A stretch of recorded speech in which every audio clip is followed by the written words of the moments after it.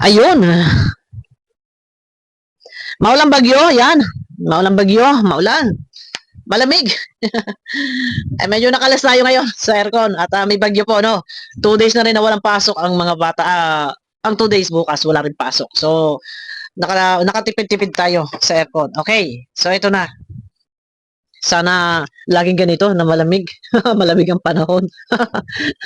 Ayun, sa lahat natin mga kababayan na tatamaan ng bagyo, ay nako, tagbagyo talaga sa panahon ito. Ingat-ingat po tayo. At kahit man po sa Kalingap at saan mang sa ibang labas man na Kalingap ay talagang bagyo din po ang mga ka-issuehan. Speaking of bagyo-bagyo, talagang signal number 10 ang bagyo dito sa mga ka-issuehan. Hindi humuhupa. Aba, mag-apat na buwan na. Ano ang nangyari sa ating thumbnail? Ano ang thumbnail natin? Ha? Live ni Beyonce, naudlot na. Hindi ba ang schedule niya? Ang live niya ay Tuesday and Friday. Na nagla-live siya, na kahit wala siyang topic doon, ay hala sige live. At puro shoutout na lang. Ay wala ka nang topic, ay wala ka pa rin live, naudlot pa. Ngayon, kung ikaw naman ay magla-live, ayan lang sa thumbnail natin, basher and reactor, nakaabang. Yes, correct. Nakaabang ang mga bashers, reactor, at syempre, ang kapeso din ay nakaabang. Dito sa laging live ni Beyonce ay laging present. Subalit sa panahong ito, paano ho makakapag-live ang Beyonce? Yung nakaraang live niya ay punong-puno ho ng mga basher. Dahil sa nagawang pagyakap o pagtatanggol niya kay Kapeso. Paano mangyayari yun? Na makakapag-live siya, ay gayong ang dami niya hong basher. Na kapag siya'y nag-live, ngayong nagkakagulo na sila dyan, ay nahati na nga ho ang supporters sila nasira ang kanyang diskarte. Na kapag siya'y mag-live na kahit walang topic, ay talagang hindi na ho makontrol ang mga commentators. Negative, positive, halo-halo na ang lahat. Naghalo na ang balat sa tinalupan. So, wala rin control sa comment section. Diba? Lalo pa sa panahon ngayon na nagkaribok-karibok na sila, nagkagulo na. Nahati na ang mga supporters. At ang mga sumusuporta, isang halimbawa kay Iking, ay basher na rin ba? Ni Beyonce, aray mo pa ka. Iyan ang masaklap. Anong dapat gawin? Last live niya ay 6 days ago. Hindi na nasundan. Ito ay ang katotohanan na si Kapeso raw ay wala naman daw ginagawang masama kay Iking. Ipinagtanggol niya. Ito ay 6 days ago. At doon niya ay pinagtanggol niya ng bongga-bongga si Kapeso. Ano ang sabi? Ito po. Wala naman po baga, hindi naman po baga inaano ni Kuya Kapisot po si si Dr. Lab, hindi naman po sinisiraan. Ayun. Hindi naman baga raw hindi naman baga raw sinisiraan ni Kapisot si Dr. Lab. Wala naman baga daw. 6 days ago ang live na to at hindi na ho nasundan. Dito ho sa sobrang pagtatanggol niya, Wala naman po baga, hindi naman po baga inaano ni Kuya Kapisot po si si Dr. Lab. hindi naman baga inaano, wala naman baga, hindi naman baga inaano ni Kapisot si Dr. Lab. Hindi naman po sinisiraan. Hindi naman sinisiraan. Sa tagpong ito ay dito nawendang ang mga viewers niya. Yung mga team guwapa. Ngayon, napag-alaman na ito pala si Beyonce, hindi team guwapa. Napanood nyo ba kay Marzano? Na ang team guwapa ay binuo hindi dahil kay Beyonce. Ang team guwapa ay binuo dahil sa sponsor. So yung guwapa ay hindi pala iyan si Beyonce dahil yung sponsor ay Bisaya, so team guwapa. Napanood nyo ho ba yan kay Marzano na live ni Hayat? O sige, i-separate natin na topic yan. Ano po? Nakatotohanan, kaya pala hindi na i-vlog. At hindi binablog si Beyonce. Ang team guwapa, kaya naging team guwapa, hindi dahil sa kay Beyonce. Hindi dahil sa guwapa or si Beyonce, hindi. Kaya team guwapa, dahil ang sponsor ay guwapa, ay Bisaya. So, abangan nyo na lang ako. Yung iba, panoorin nyo kay Marzano. No? So, ito na. Paano makakapag-live ngayon si Beyonce? Na Parang nahati na talaga ang supporters. Dahil binitawan na nga ni Iking at bumitaw na rin si Beyonce. Signing off na raw. Oh, wala na raw muna kontak-kontak. Ayun ang mga sabi sa live nila, ano? Nila Hayat, nila Sel, ni Banat Bagsik, ano? Oh, i-correct ko lang, nila Bakla, kay Banat Bagsik, signing off. Ngayon, pag nag-live ito, si Beyonce, papasok dyan ng kapeso. Dyan walwal. Ngayon, magkakaroon diyan ngayon ng salpukan. Sira ang diskarte. Ang mapupuruan, ang matatabakan dito, ang maiipit dito ay ang host, ang may-ari ng YouTube channel. Lalo pat walang control sa comment section. Lahat ay welcome ni Beyonce, maging ang basher ay welcome sa kanyang live. So, sira ang diskarte. So, ano ang marapat? Ngayon ay kabi-kabila ang mga nagtatapik sa kanila. Wala na katahimikan, hindi na kayang makontrol ng mga nagtatanggol. Patuloy at patuloy, sabi ko nga kung kay Kalinga Prab yan, sila lumapit, kontrolado lahat ang mga reaktor. Ngayon, paano na? Ano ba dapat gawin? Marapat pa bang mag-live? Bakit nga ba nagla-live? Ay wala naman halos nga topic sa live. Pero para shout out. Ay wala namang mahalagang announcement.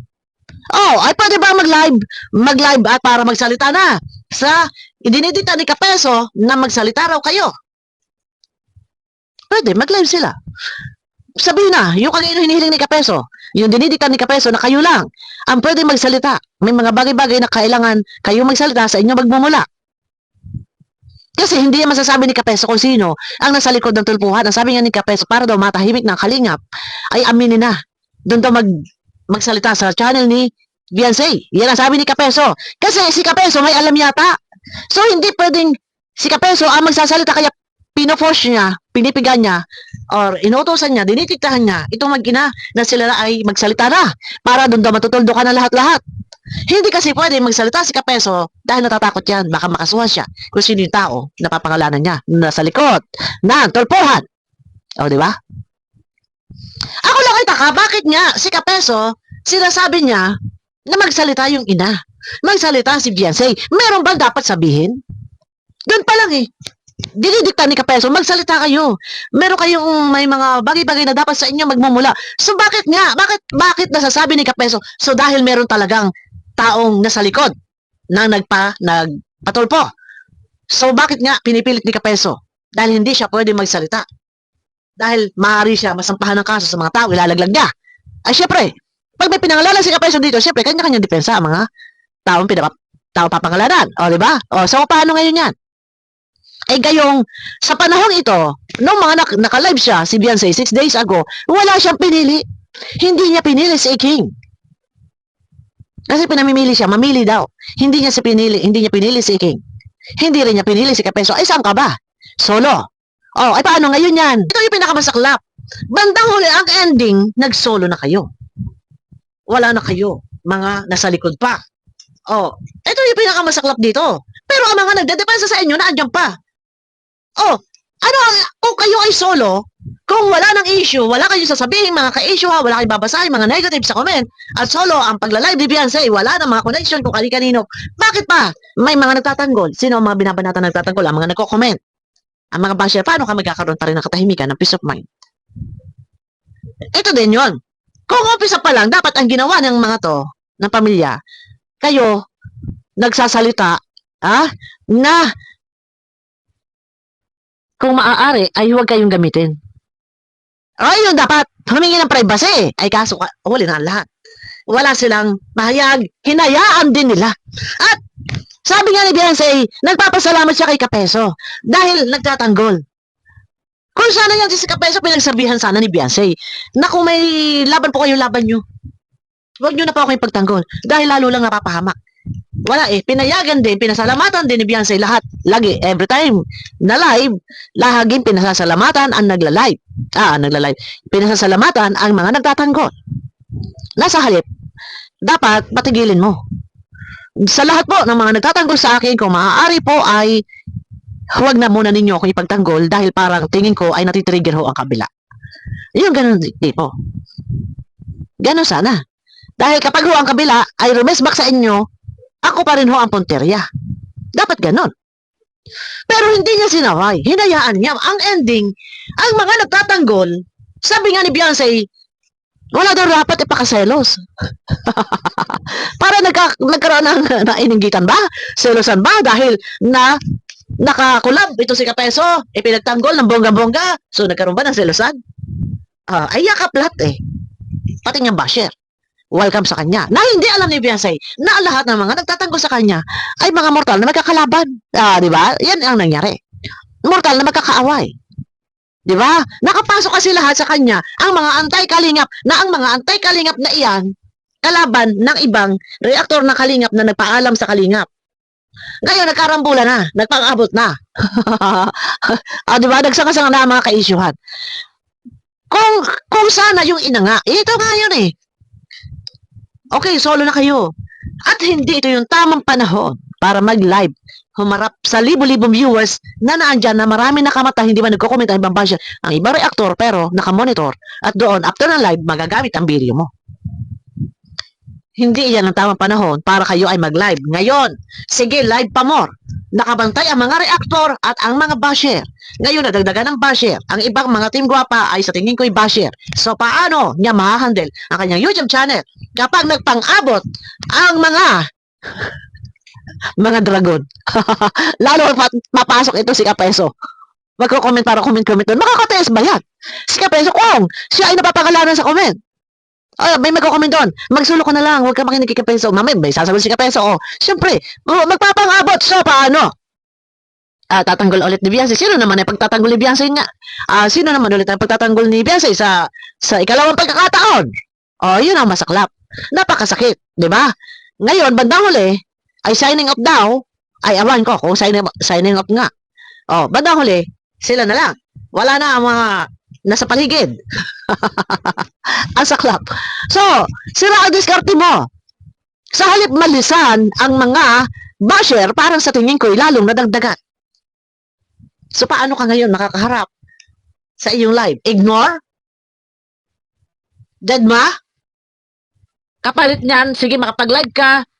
Kahit saan damagmag ang basher, ignore, deadma. Basta may palipad, may magpapalipad, ignore, deadma. So, nasan yung peace of mind? Na alam mo na ikaw ay, hindi ka pa didistract eh. Diba? Na habang nagla-live ka, ikaw pa naman nakatutok minsan, nabablanko ka, wala kang sinasabi, nakatingin ka sa comment section. Tapos nababasa mo doon, puro pamabasa sa'yo. So, ignore, deadma. Na atim? Nakakaya mo yun? So, hanggang kailan laging gano'n? Yan yung sinasabi ko. Pero sa bagay, ginusto niya yan. Sige, live siya. And then after niya, nakapag-live na siya, ang mga reactor naman ngayon, walwal na. Reactor sa kabila, reactor kung saan sa reactor, sige. Ito topic naman yung live niya. So, instant pakabuhayan niyan. Para sa mga reactor, hindi na ubusan ng topic ang mga reactor. Yun ang mangyayari doon. Diba? Tapos sa comment section ng mga reactor, sila ang laman, ang nababas. Yun, sinasabi ko guys sa comment ko. Ako hindi nag-create ng bashing. Bilang content creator, ako nag-a-analyze yung mga maaaring mangyari ba. Ito, kagaya na sinasabi ko. Gano'n, sila ang mababas. Di ba? So, hindi natin mapipigilan ang mga viewers. Huwag sasabihin, pinabas. No. Kahit sawayin natin ang mga viewers, pag gusto magsalita, magsasalita sila. Hindi natin sila kayang diktahan. Okay? Sa libo-libong viewers ang manonood. Yan ba madidiktahan natin isa-isa? At tayo ba ay susundin? Di ba? So, yun nga nangyayari. Live pa more, marami reaksyon ang mga reaktor. Buhay na buhay ang hasa ng mga reaktor. Siyempre, isa din ang iyong lingkod. Tayo ay sasabay kung ano pinag-uusapan, pag-analyze, pagbibigay ng mga opinion, kagaya ng mga ganitong opinion. Di ba? Kagaya Kapeso, papasok dyan, isang makabasa lang yan, against sa kanya, sasagot yan. Di ba? Ay, sino ba mga kalaban niya? Ang dami rin. Nagkarambulan na. Paano na ngayon ang YouTube channel ni Beyonce? Ngayon, speaking of pagpapatulpo na iyan, na hanggang sa ngayon, ay ika nga ay nanunumbalik sa alaala ng Bal Santos Matubang, no, ng founder ng Kalingap na si Kuya Bal. Nanunumbalik sa kanyang alaala, lagi yung title na bakit ako pinatulpo. Yun ang malaking katanungan, ha? Lihis tayo. Iyon ang malaking katanungan. Ano ba talaga ang motibo? Ano ba talaga ang totoong dahilan na bakit ipinatulpo? Ayon sa ating napanood sa Rapid Tulfo in Action, ay gusto lamang ipatago ang video. Pero, Bakit sinasabi ni Kapeso na magsalita kayo sa live sa channel ni Beyonce? Magsalita ang magulang sa channel ni Beyonce at doon pangalanan na aminin na kung sino ang nasa likod ng tulpuhan. Bakit ito nabanggit ni Kapeso? So, ibig sabihin may alam si Kapeso kasi pinupost niya si Nanay Hansel na magsalita. Kasi kasi may alam siya kaya hindi kasi siya pwede magsalita. Kailangan si Nanay Hansel daw. Kasi pag siya nagsalita, ang tao papangalanan niya, maaari siya makasuhan. Kung hindi totoo at wala sapat na resibo. Ngayon, ang sabi niya, dapat daw si Nanay Hansel. Ang tanong nga, dahil ang Kuya Bala, hindi pa nakaka-move on sa patulpuhan, lagi nanunumbalik sa isip niya. Ang tanong, bakit siya pinatulpo?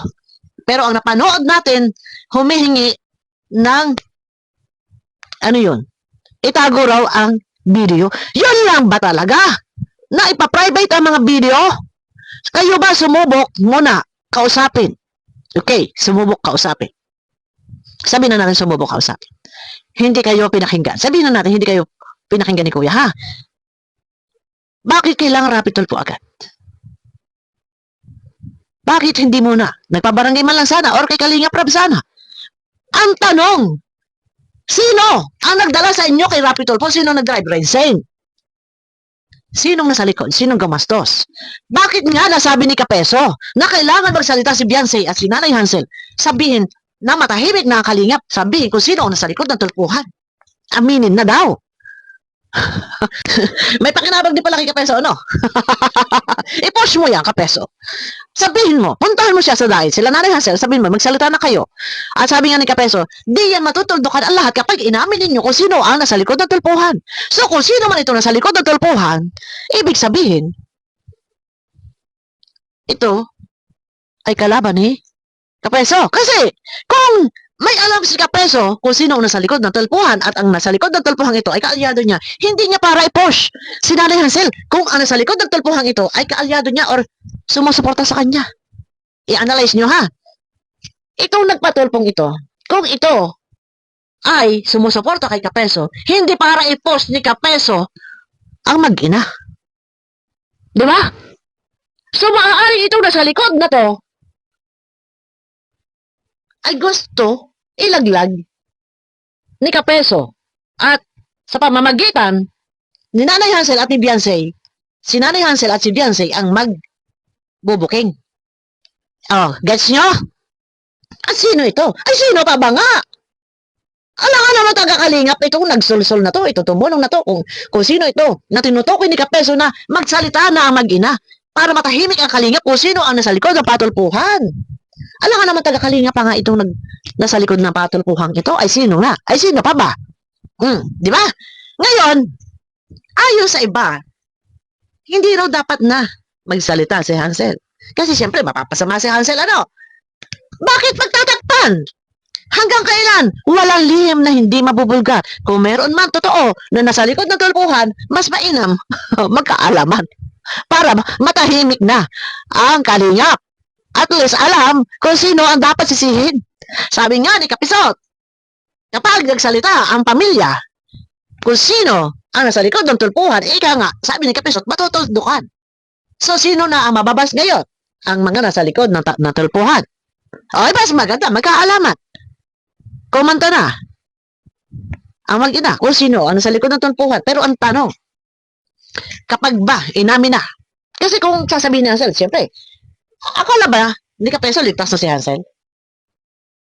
Kapag inamin ni Hansel, ligtas ba sila mag-ina? Kapag inamin na sila po, nagsulsul sa amin, na magpatulpo. So, akala mo, Kapeso, ligtas na sila mag-ina? Dahil ang sabi mo, Kapeso, sa live mo, matutuldo ka na kapag umamin. So, kapag inamin ni Hansel, sila po ang nagpatulpo sa amin, nagsulsul sa amin. Sila po ang tumulong sa amin na ipatulpo po kayo. So, ligtas? No! Hindi ligtas. Bakit? Ha? Bakit? Ano ka? Walang sariling desisyon, walang sariling pag-iisip para sundin yung mga tao nagsulsol sa iyo? Kahit sulsulan ka, sa ayaw at sa gusto mo, ikaw pa rin ang masusunod. Nasa iyo pa rin ang final decision nun. Kung ipapapatulpo mo o hindi. Kahit may nagsulsol. So, hindi ligtas doon si Hansel. Oh, di ba? Oh, ngayon, sige, para nga matahimik pabor sa Kalingap, sabihin na, kung sino ang nasa likod ng tulpo. Nasa ganun, hindi kayo natatabakan ng sisi. Matambakan mo kayo ng sisi, pati itong mga nagsulsul sa inyo, ay di, damay-damay. Kasi ang nangyari, kayo lahat ang sumalo, ha? Kayo lahat ang sumalo ng pangbabas mula sa ibang tao. O, di ba? Ay, total, andyan na eh.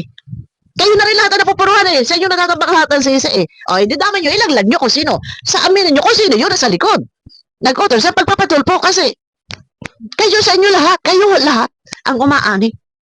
Kayo lahat ang sumasalo ng pambabatikos, panguusig mula sa ibang tao. Di ba? Kasi ililihim at ililihim ninyo. Bandang huli, yung tao, kung meron man na nagsusul sa inyo para ipatulpo ang kalingap, baka bandang huli kalaban nyo din. Kahit wala pang aminan, kahit hindi pa sila nabubunyag, naibubulgar, baka kalaban nyo na. O, di ba? O, ano totoo? Kalaban nyo na ba sila? O, kaya aminin nyo na, kaysa kayo ang matambakan ng pangbabas. Kayo ang aani na papuri. Mas paigi, damay-damay na. O, may pakinabang pala si Kapeso eh. Ang sabi ni Kapeso, aminin mo na daw. May mga bagay-bagay daw na dapat sa inyo magmumula kasi hindi nga siya pwede magsalita kasi makakasuhan siya. Ay diktador din. Ayaw niya na may boss, hari, manager. May hahawak, pero siya nagdidikta. Inuutosan si Hansel na magsalita si Viancy. O, di ba? O, pag-a-analyze lang ho, aray ko nang hali ang kamay. Pag-a-analyze lang ho ang akin, walang below the belt, mga bagay na maaaring mangyari, at ito Kapeso, hindi niya magsasalita ng ganyan kung walang alam. Takot lang niya magsalita kasi kapag binulgar niya kung sino ang sa likod, siya ang mapapaghabulan. Siya ang mananagot. Kaya ang gusto ni Kapeso gamitin ito mag-ina. O, di ba? O. So, ngayon, na sino ang mapapahamak? Kapeso. At kapag binulgar ni Hansel, kung sino ang nasa likod, kasi hindi ka magsasalita sa Kapeso niya kung walang nasa likod yan. Kung wala kang alam. Kaya ang gusto mong mangyari, ang gagamitin na dyan para magsalita ay ang mag-ina. O, di ba? Kaya dinidiktahan mo na magsalita. O, di ba? So, pag ibinulgar na yan, ni Hansel at ni Viancy, so doon ka na ngayon makaka-entra. Ha, ipambubutas mo na yan doon sa mga tao na nasa likod ng tulpuhan, nakalaban mo na. Yan kasi hirap sa inyo eh. Pare-pareho kayo, kagulo-kagulo kayo. Kaya ito yung pinakamahirap. Ni-welcome lahat. Mahirap eh, nakapasok lahat. Welcome mga basher, Viancy.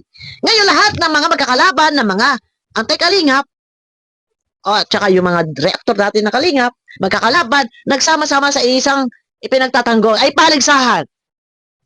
Paggaling ang pataasan ng ihi. O, ano nangyari ngayon? Ha? Sino na ngayon ang may balisaw-saw? Ay, di ba? Pataasan ng ihi. Isa hindi makaihi. Bakit? Ay binabalisaw-saw. Ano ibig ko sabihin? Yung isa, may alam siya, hindi siya makapagsalita. Ang gusto niya, ang gagamitin niya, si Nanay Hansel at si Viancy para aminin kung sino nasa likod ng tulpuhan. Hindi makatuga kasi nga binabalisaw-saw nga. Mababalisaw-saw siya, makakasuhan siya. Kapag siya ang nagsalita, sa kanya nagmula kung sino ang nasa likod ng tulpuhan. Kasi hindi magsasalita yan. Hindi niya ipopo siya mag-ina. Na magsalita na kayo, sabihin ninyo na matahimik na rin ang kabila.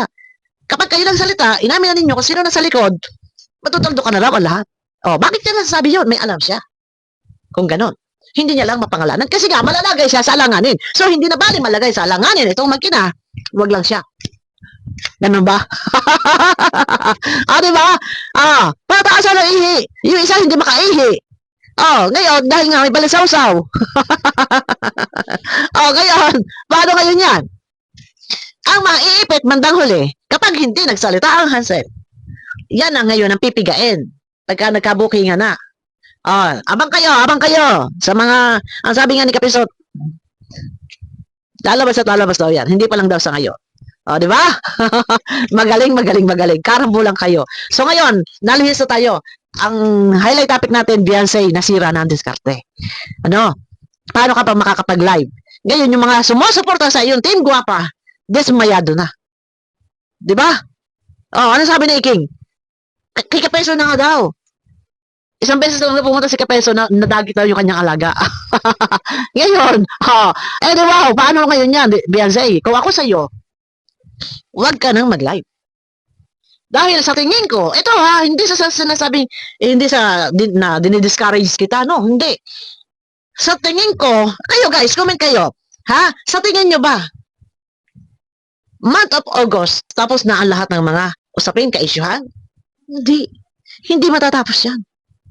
Lalo pa si Kuya Bal. Hindi niyo ba napapansin? Paulit-ulit ang tanong, bakit daw siya pinatulpo? Paulit-ulit, hindi mawala sa kanyang isip. Bakit daw siya pinatulpo? Sino ang nagpatulpo? Pero ayon sa pamilya, Kapeso, naintindihan mo ba? Ang sabi ni Hansel, walang nagsulsol sa kanila. So, ano yung sinasabi ni Hansel, ni Kapeso, na aminin nyo na?